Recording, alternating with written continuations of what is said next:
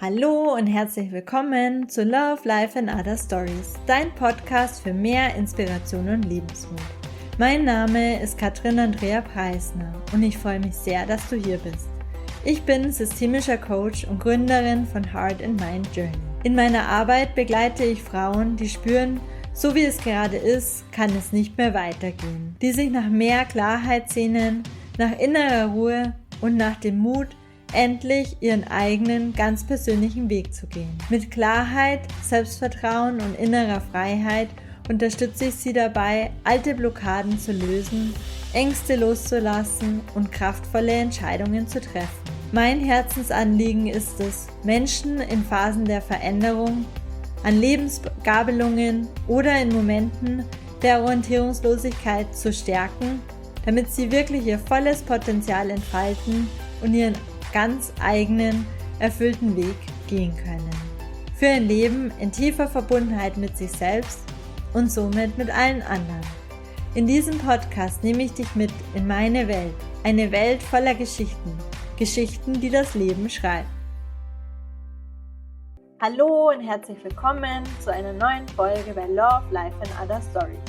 Heute ist bei mir zu Gast die Subhanjali, eine gute Freundin von mir hier in Dharamshala, und ich durfte sie zu ihrem super mutigen und inspirierenden Weg interviewen, denn sie hat einen kompletten Shift hinter sich gebracht, und zwar von einem erfolgreichen Leben in der Corporate World als Ingenieurin, wo sie in verschiedenen großen Städten Indiens gelebt hat, bis hin zu ihrem ganz neuen Kapitel in den Bergen des Himalaya, im wunderschönen Dharamshala.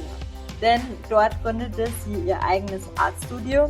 Sie wollte schon seit Kindheitsbeinen Künstlerin werden und hat nun ihren Traum verwirklicht und in Dharamshala einen super schönen Ort der Kreativität, Heilung und inneren Transformation geschaffen. Wir sprechen auch über diesen tiefen Wandel, was ihr geholfen hat, also insbesondere eine große Krise und Krankheit, und auch darüber, wie Kunst ihr ein Anker wurde. Sie teilt auch mit uns, wie Kunst nicht nur ein kreativer Ausdruck ist, sondern wirklich auch Medizin sein kann, und wie kreative Prozesse unser Nervensystem beruhigen, unsere Emotionen in den Fluss wiederbringen und uns wirklich mit unserem tiefsten inneren Selbst verbinden können. Ich freue dich jetzt auf ein Gespräch über Mut, Selbstfindung, die heilende Kraft der Kunst und darüber, was passiert, wenn wir wirklich unserer inneren Stimme folgen. Ganz viel Spaß! Hello and a warm welcome to a new episode of Love, Life and Other Stories. Today I'm actually in a very, very beautiful place. I'm in the art studio of a very dear friend here in Dharamshala, and today I have the honor to interview her, and I asked her before if she wants to share about her experience, about her vision, and luckily my friend said yes, so very welcome, my dear. So maybe you just want to give us a short introduction about yourself, who you are, and where you're right now and what you are doing. Hello, I'm very happy to be here. First of all, thank you for having me as a guest and being in the studio. My name is Subhanjali, and I'm an Indian woman living here in the mountains. I run this studio from where I also do my art therapy sessions. I am an art therapy guide or a facilitator. I did my art therapy studies on my own over a period of last 3 to 4 years. And yes, I'm very happy to be here today and talk to you about things. Thank you, Subhanjali, that you're here. It's really a pleasure to have you as my guest in the podcast. I'm very happy about it. We met actually over a friend. Like, I was searching a place for my podcast, not my podcast, my workshops, and you had like a very nice place earlier in another place, which was very beautiful. So how we get to know each other, and I was always very fascinated by your personality. Like, you have this very calm and inspiring personality. So how did it come that you actually started your art studio first in Dharamshala, now down in Ganj, which is a very, very beautiful place?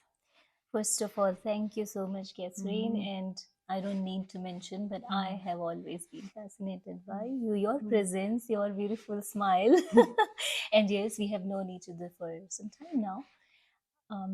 Last year I had my studio set up in Dharamkot. Came completely shifted to the mountains from this big city, Mumbai, in early 2023. And after spending few months here, I thought I need a space. There was this idea, there was this vision in my mind that I need a space from where I can I can help other people and I can also work on my own creative pursuits. So this is how the idea of having a physical space slowly shaped up. Things just aligned. I found this nice place in Dharamkot where I was very happy to do these things for about a year. And I also collaborated with a lot of other healers, artists, while they were doing their own workshops from the space, and I was helping them create their own workshops. But then something shifted, and I felt a need to find a different kind of space, a new area, and I moved to Mekladganj now. Again, things aligned, and I found a place which is perfect for this kind of practice. And now I'm completely dedicated to this art as therapy session, both group sessions, private sessions, special events, and work. It's been a crazy journey. I can imagine, yeah. Of insane alignments and also a lot of disappointments on the way. There were many instances where things did not work out the way I planned to, but I always had an idea of the vision, the end goal, that this is what I want to set up in the end, and I did my best to stick to that idea. Now we are here. Yeah, very beautiful. And now you have such a beautiful space Thank where you you. start hosting like private sessions, like group sessions. So you mentioned like a very important thing that it's good when we stick to something, when we have a vision. So what helped you through going through all the obstacles that you said, oh, this is my wish, I want to create this, having a space like this? Absolutely. And it's very important to not lose the sight of that vision, because I would say in every pursuit which is meaningful to us, there comes a point where nothing works and it feels like the whole universe is against you. Yeah. And in those moments, it's the sight of the end vision that keeps us going. So yes, it's very, very important. It's a lot of effort. Each step feels 10 times heavier, but it's worth it in the end. And you know it. You kind of know it from inside. You do not feel the need that somebody tells you, or you need to have some kind of validation. It comes from within, very subtle, very deep in you. And there are doubts, there are always doubts, but doubts are like clouds. We all know clouds are there, but the sun is also there. It's just that we can't see the sunshine. The clouds will go away one day and the sun will shine again. But what we should not lose is the sight that the sun is there. What do you think support you all the time that you said, okay, I made like the sun should come out? Like what helped you that you could bring the clouds away? Yes, very important. There are practices that help you also look through the clouds and keep your belief in the sunshine. Practices like it could be different for different people. For me, it's a routine. Having a routine that I can come back to even when the world around me is falling apart. That is something that kept me grounded, and it evokes a sense of stability when the life around you or the world around you is kind of falling apart. You still have a place to go to where you can feel okay, some things are working at least. I'm waking up on my regular time, or I'm making sure that I'm taking shower every day. Just an example, it could be different things for different people. Or maybe I'm writing in my journal every day. And these are the things you don't need to find a very deep meaning, because finding a meaning can also be a burden sometimes, especially when your nervous system is exhausted, or especially when your nervous system is fighting other battles. So doing something which is simple and does not need to be justified to your intellect can give you a space which feels permanent. I mean, nothing is permanent, but at least relatively it gives you a sense of permanence. So for me, having a routine helped me a lot. There were days when I would wake up and see no hope, and I would tell myself, it's okay. Still have your 3 meals, do your healthy breakfast, shower, Yeah. and show up for life. Things are not working today, may work tomorrow. So yeah, that helped me stay on the track. That's very nice. I think this is very important that we have like things what we do on a regular basis, but also no brain capacity is used. Yeah. That we keep on going on this, that it gives us like a daily framework. So I have another question, like you had like maybe what like we name or say what this is like a very profound career. You started studying engineering. You work like in a corporate for many years, and then you shifted your life completely. So was there a point in life where you said, okay, now I'm ready to do really what my heart wants? Or was it like just a process? How would you describe Wow. it? First of all, thank you for this question. I also love this question, but this scares me a little bit as well, because I know the point where things started to change for me. But when I think deeply, I also realized that the seeds were always there. Maybe I wasn't seeing things very clearly, but I will try my best to answer this question in a non-confusion confusion creating ways. So yeah, I studied engineering, and then I worked in corporates, lived in big cities, the 9 to 5 life, work 5 days and party on the weekends. Yeah, it was a good life. It was a good life. But there came a point where I realized, what's next? Bigger apartment, better job, more salary. Where is all this going to end? And I realized probably never, because I see people around me chasing things which are better, bigger, things that are so far away from our reach, yet they are almost in front of us. So we keep chasing things our whole life. And I had a crisis. I could not find meaning in that. And it's not another shitty take on job and corporate life. No, that's not what I mean. It's a wonderful thing. It's in its own way, it's a spiritual thing to have a regular job.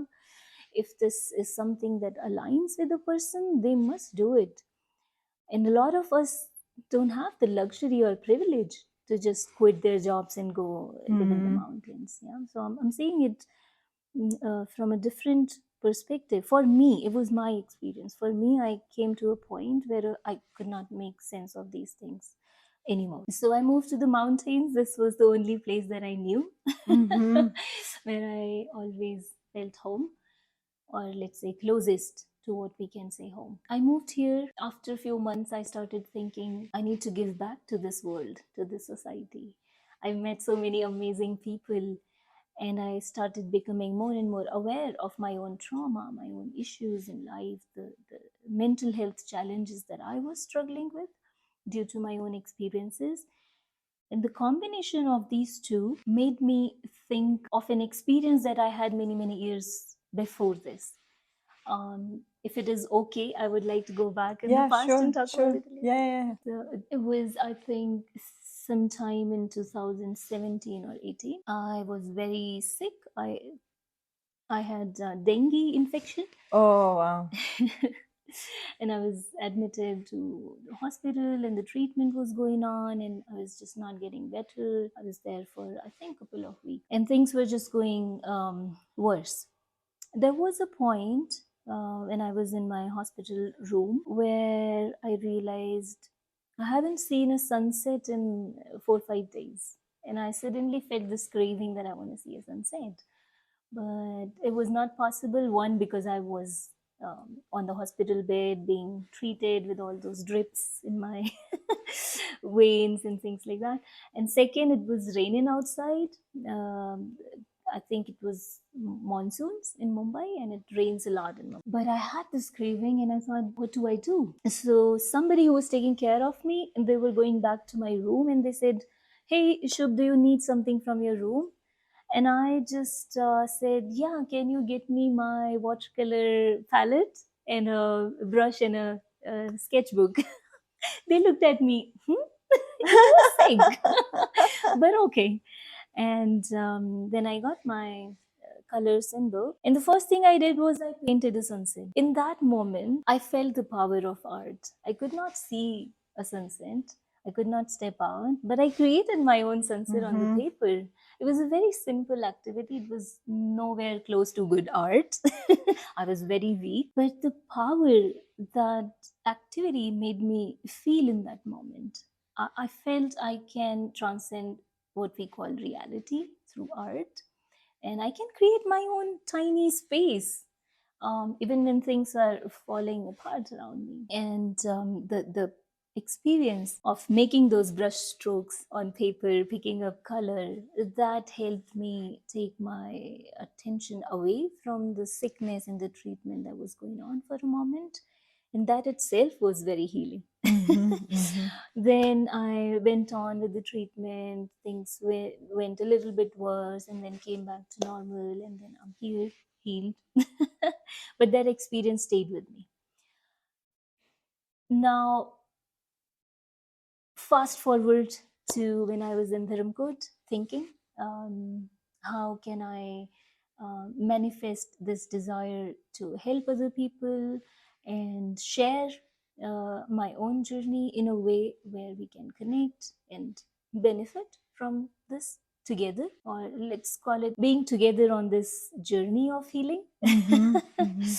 Where I can just provide a space mentally, psychologically, emotionally to other people, the space that I needed at one point in my life, the space that I saw art helping me create for my own self. I'm just opening that space for other people. I had always been a creative person since I was young. I had considered in past becoming a professional artist when I was young. Now, the way I look at it, if that happens, wonderful. If it doesn't, it's fine. The way we define professional careers, it's different for different people. It does not accommodate everybody. There are many neurodivergent people in our society, people who look at work and profession in different ways. So that's not the focus of my career right now. But I would like to call myself an artist in a way where I see expression as part of my existence. It's a way of also showing emotions. Like I just participated last week in one of your courses, which was so wonderful. Like as I arrived at your place, I was tired. I was overwhelmed by all the emotions, all the situations what I faced the week before, and then I came, and then you conducted this beautiful therapy session, in this group setting, and it was so beautiful. And I think, of course, your personality helps a lot, and at the same time also really using art. And I'm not good in drawing or whatever. I remember always teachers they were always saying, "Oh, Katrin, what are you doing?" Which is also actually, I think, for children especially, that they lose their interest in art or continuing, because there is also the sign: does art have a goal, or what does art look like, or does art needs to be appreciated by others? So, and I think in your session it was very beautiful that you just express what you're feeling, showing the emotions. So maybe you can give us more insights how art can help us really dealing with emotions, and how you also see it from your perspective. Absolutely. First of all, Catherine, I enjoyed that session so much, and I loved having you here in the studio. Yes, art and psychology are a wonderful combination. But before that, I want to talk a little bit about how in the mainstream education system. You also pointed out, when we are kids, our teachers tell us what good art is. Mhm. Yeah, You get even marks for that, no, in like class. So I remember. you If get it's marks missing. for that, Mhm. absolutely. And we have examples, we have artworks and artists to look up to and idealize them, which is fine, there's nothing wrong with that. But it restricts us in thinking that this is the only idea of a good. Now if somebody is going into the profession of art, that's a whole different thing. Yes, there exists criteria of good art, bad art, what's accepted, what's not accepted. But I'm talking about we existing in this vast universe, in this world of our own, where we have been blessed with these senses, touch, taste, and we can express in so many ways. We can sing, we can dance, we can make art, and all these things are our way to speak with the universe. Mhm. And it's a personal matter. It's Mhm. between me and my universe.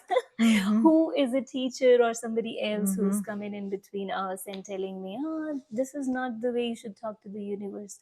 I say, no, I talk to the universe the way I feel. If I want to have a conversation with my world around me in a way where I'm just making red brushstrokes on a canvas, then why not? Nobody should be telling you or me that, hey, Catherine, this is not how you should do. Yeah, so my kind of a mission is to help more people see that we need to let go this idea of good art, bad art. Unless you are in the profession of art, yes, there things are different. But even for artists, every artist makes more bad art before they make good art, and in between good arts. I'm sure for most of the artists, it's about expression, it's about being there with their paint or whatever medium they have and their canvas, and being in the space and just being themselves and not restricting them or making movements in a way where it goes from one moment to another in a beautiful kind of harmonious way. Yeah, that's kind of my mission, to help more and more people see this vision. And it makes me feel so free and joyous when I see other people, for example, when you were in the studio. Mhm. When I see other people expressing freely, not worrying about a judgment, not worrying about, not thinking too much about how to draw, what to draw, which color to take. There is a meaning, there is a science behind the colors that we paint, the shapes that we make, the symbols that we draw. Mhm. And that's all part of this artist therapy practice. But before we get to that, we all need to feel very free, loved, and welcomed in the space wherever we are. And I believe that art can help all of us with this. And Mhm. I say all of us. Yeah, that's very beautiful. You also said like you just hosted yesterday like kind of a welcome party, and that also people came, and sometimes people are suspicious or think art is just for children, but it's not. No, maybe it's for our inner child, but to bring this out of expression, that everyone wants to express something. How you would say, or what would you recommend us Absolutely. how to deal with that? Yeah. Yes, a lot of people who reach out to me, they have this idea that art is either just a fun activity, and or it's only for kids. Yeah, and it's mind blowing how many adults tell me that they are picking up the brush after 20 years. One person even said that they painted after more than 30 years or something. It's amazing, it's mind blowing how we drift away from these things which are very, I believe, necessary for our evolution and for a beautiful living. Mm-hmm. Yeah. And in yesterday's session, yes, it was a casual session, not formally organized. And I just wanted to welcome everybody in this space, mostly friends, People stepped in. Some said maybe art therapy sounds too serious for us, which is very valid. But when they had paper and colors in front of them, they didn't need an instruction. They just picked up the favorite color and then they started making lines first. And then slowly I watched them creating a whole beautiful scenery on the paper. And I saw how their mind is being reflected, their mind, their heart, the emotions are being reflected on the paper. And the most amazing thing is when someone is making art, they are not thinking. They are not being distracted by thoughts, what I'm going to do tomorrow, what I did yesterday, what somebody said a week ago, and how am I going to deal with this. So it gives you a very a calm space in the dimension of time. It's almost like you're creating a little bit of dimension of your own in time, and you are snatching it back. And you're claiming that this is my space. Now I'm making lines and I don't care, my lines go this way or that way, and you are completely present there.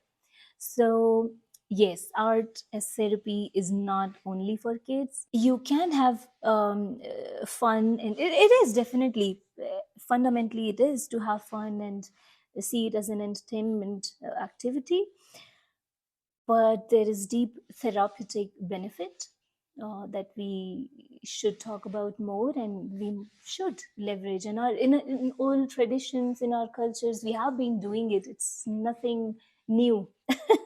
We have been doing it for thousands of years. Look at any old tradition.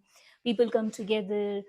For example, in some Hindu ceremonies, there are certain festivals where people come together and women are making mandalas on the floor. That's in a way art therapy. We are expressing, we are using symbols and shapes and patterns to communicate with the universe around. Yeah, it's for everybody. Which is so beautiful. Yeah, and you also mentioned, no, it's necessary to have like a safe space, like that we sometimes like we are not used to have maybe this safe space, or also not like dedicating our time to just do this which can actually benefit us. We are just numbing ourselves with maybe television, food, or other pleasure activities. Of course, like art is also kind of a nice activity, but sometimes think, because we really have maybe this in our mind, we are not good, or what should it be, like what is the goal of it. So you just, like I told you that like I had last night like a sleepless night, because my nervous system is at the moment a little bit all over the place, and you start also like a little session with me just recently, which was very beautiful, so thank you for that. And how, like, what you would recommend with when people like facing nowadays very strong emotions, like based on maybe a breakup, or maybe struggling in their career, or having like conflicts with family members or friends, or any other events which like really are being hurtful for us, or even like having a huge impact on our nervous system. What would you recommend? Maybe like a short recommendation, just a few, how art can help us like in the short term. Absolutely. The activity, or the act of connecting, the act of drawing just simple lines or just doodling on a paper, it's first of all this kind of a mind body coordination. Your eyes are engaged, your hands are engaged, and your mind is engaged a little bit, and there is a bit of aspect of curiosity. Oh wow, let's see what I'm going to make on this white sheet or a canvas. It grounds you immediately. So my advice would be, pick up whatever art supplies you have, and if you are saving your art supplies for some other day, this is your day. Pick those beautiful art supplies because you deserve it, honey. Get that journal out, get those beautiful markers out, and just doodle. If nothing, just doodle. You will have thoughts like, but I'm not an artist, I want to make something beautiful. Yes, you do. And if you want to be an artist, that's a very that's a valid desire, yes. But in this moment right now, when you are struggling with issues in your life, you need to be your own gentle guide, and you need to tell yourself, yes, we will become an artist. We will make something beautiful later on, but right now, just draw some lines. Just make a doodle, and if nothing, just just the squiggly lines on a paper. Take 2 or 3 colors, make your own little circles, put some smiley. Emojis are an amazing way to express. It's a very simple form, but they reflect human emotions. Make a little emoji. If you're feeling angry, make an emoji for anger, and then make another emoji where you are now smiling, and create an arrow. Okay, I was angry and now I'm slowly moving to smiling. Or maybe I'm angry and I still smile. So you can do these small practices. If nothing, there are many free resources on internet. You can go on the internet, find something that works for you, visit my website. I will link everything in the show notes later. Thank you. In short, make art. Very good.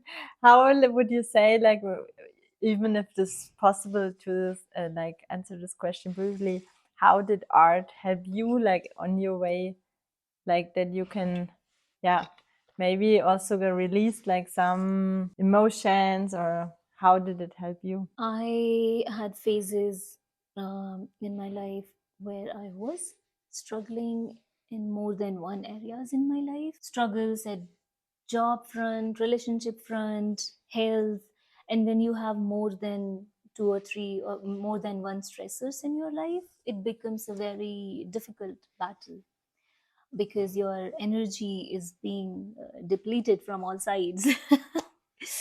And the things that I would usually consider as a source of replenishment, if I can use that word, were no longer helping me. They were no longer serving me, because my foundation was kind of shaken. And in that moment, I turned towards art, and I tried to not burden myself by attempting to make good art or impressing anybody. I didn't have to. I just picked up a notebook, picked up a sketchbook, and I just started sketching. It was a period of a month, 4 to 5 weeks, when I made a point to sketch every week, and it helped me immensely. I was also in therapy at the same time. I was doing psychotherapy, and in my regular therapy, there were points where I struggled to talk. There were certain emotions so complex, or let's say some so scary, that I struggled to find words and I struggled to talk about them. And I felt extremely vulnerable just thinking of talking about my deep emotions. And in those moments, and my therapist said, if you can sketch, go ahead, sketch. And in those moments, I picked up my sketchbook and I started sketching, and I saw the immense power art has. And combining psychotherapy with art gave me a relief from all the psychological load that was there on my nervous system, and I was able to at least sit down and think where my life was going. And that's how it started, and I never looked back since then. I made it a point to do some art regularly, if not every day. And another example of it would be anxiety. A lot of us deal with physical anxiety. We have symptoms in our body when we are sitting, let's say, in a crowded place. And for some people, it can be different trigger for different people. And let's say we are triggered and we're experiencing anxiety in our body. In those moments, talking a lot of times doesn't help. Somebody may have the best intention and they will say, hey, it's all right, calm down. But it just might not get through our nervous system. And in those moments, I personally benefited so much from just picking up my sketch pens and just doodling something, or maybe just writing words, simple words, positive words, and even angry words when I'm feeling anger inside of me. And that brought me out of my physical state of anxiety almost immediately. And I think you also experienced that just some time back when we were making neurographic art here in the studio. So yes, this activity of sketching, painting, it has the power to immediately bring you out of the physical anxiety, and then you have the space to think about your issues and process them, process your emotions. This is very beautiful, yeah, because I think also what you said, like combine like really psychotherapy with art, like something which is more expressing, because just thinking about it, I think it's like one aspect, but there are more aspects which has to be released, like even body work or like art or like dancing. And I think everyone has to find the way which fits the best. And I think to really have also to try different options when you're in this healing process is so important. And I think art as an expression, it's so powerful and helps a lot. Yeah. Absolutely, Catherine, and I love this. I believe in this idea as well. Everybody has their own ways. Everybody has different modalities that will speak to them, and it's our personal pursuit to find out what works the best. And art therapy is kind of a framework. It can work with so many different healing methods, so many different ways of healing. It can work with your meditations, different meditative practices, and it can even work with body related, even breath related work. Because in art therapy sessions, you kind of have a map of your psyche, of your even the energies that are in your body, and then you can combine them with your ongoing therapy work, and then you can have amazing results.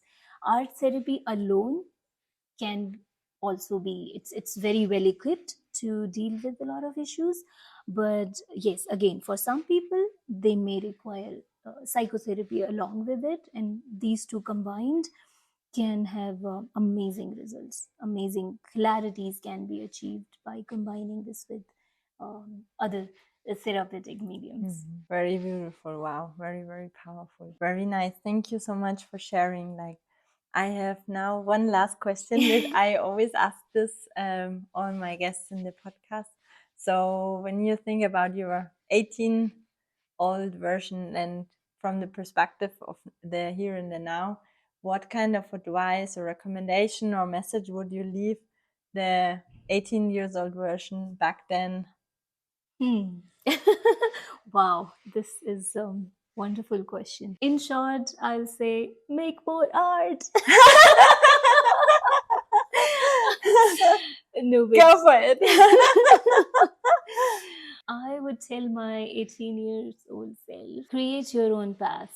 I was so caught up trying to prove my existence, justify my ways of just being. I was trying to justify existence, and I was kind of I hate using this word, but I think that's what it was. I was using my creative practices for that, and it was a bad idea, a terrible idea. So I'll just tell my younger self, if you don't see yourself fitting in, go ahead and create your own universe. Everything is a canvas. This whole world around you is a canvas. You don't have to mold yourself to fit in. Yeah. Wow, very, very beautiful. Like such a beautiful ending. Thank you so much for your time. It was such an inspiring conversation. I think we took all so many insights out of this beautiful conversation with you. So thank you for your time and thank you for your being. And yeah, I'm luckily that we are connected. So I think it's just the beginning of our very, very beautiful journey. It's wonderful. I absolutely agree. There is so much hope and magic that lies ahead of us. Life is wonderful. It's a beautiful thing to be alive and experiencing life. It's not always going the way we think it should. It's not always a Hollywood movie, no. Or Bollywood, yes. Yeah. But in itself, it's an amazing thing to just be experiencing. And I'm so grateful to be here, Catherine, and you have so many wonderful questions that made me think. I think this is for the first time I'm speaking about this whole experience in such a such a wonderful, coherent method. So thank you for asking such important questions. And I'm very happy to let more and more people know about artist therapy. And thank you for having me. Thank you for being my guest. Thank you. Hallo und herzlich willkommen zurück aus der Folge mit meiner Freundin Subhanjali. Ich hoffe, du hast ganz viele Inspirationen und Aha-Momente für dich mitnehmen können. Und ja, falls dir die Folge gefallen hat oder du gerne einen Kommentar hinterlassen möchtest, dann mach das gerne entweder auf Spotify, YouTube oder Instagram. Und damit du keine Folge mehr von Love, Life and Other Stories verpasst, abonniere am besten den Podcast direkt bei Spotify oder YouTube. Und ja, wenn du mehr über meine Arbeit als systemischer Coach erfahren möchtest oder Interesse an der systemischen Aufstellungsarbeit hast, dann schau super gerne auf meiner Webseite www.katrinpreisner.com vorbei. Dort findest du alle weiteren Informationen zu meiner Arbeit und auch zu aktuellen anstehenden Events. Ich wünsche dir jetzt erstmal einen ganz, ganz tollen Tag und fühle dich von Herzen umarmt. Deine Katrin.